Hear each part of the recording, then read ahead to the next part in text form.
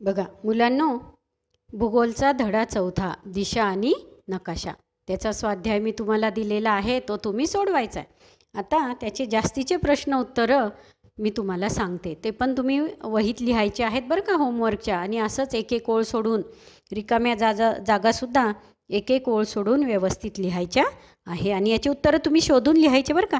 नाही आले तर मग मी सांगेल, बहुतेक तर तुम्हाला येणारच, हो की नाही. बघा आता रिकाम्या जागी योग्य शब्द लिहा. पूर्व दिशेसमोर टिंबटिंब दिशा येते.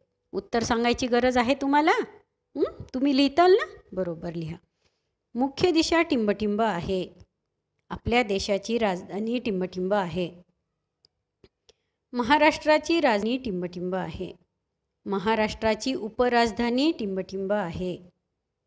सूर्य ज्या बाजूने उगवतो ती टिंबटिंब दिशा. सूर्य ज्या बाजूने मावळतो ती टिंबटिंब दिशा. हे तुम्ही लिहायचं आहे बरं का, रिकाम्या जागा व्यवस्थित. आणि अंडरलाईन करायची आहे खाली.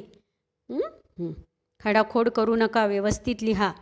आता प्रश्न दुसरा, एका वाक्यात उत्तरे लिहा. आता याचे उत्तर मी तुम्हाला लिहून दिलेत, तुम्ही फक्त पाहून व्यवस्थित लिहायचे.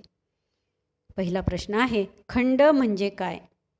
बघा, पृथ्वीवरील जमिनीचा मोठ्या आकाराचा तुकडा म्हणजे खंड होय. दुसरा प्रश्न आहे, महासागर म्हणजे काय? पृथ्वीवरील खारट पाण्याचा मोठा साठा म्हणजेच महासागर होय. तिसरा प्रश्न आहे, सूची म्हणजे काय? त्याचं उत्तर आहे, नकाशात वापरण्यात आलेली चिन्हे, चित्रे, खुणा, रंगांच्या छटा यांची नकाशाखाली दिलेली यादी म्हणजे सूची होय.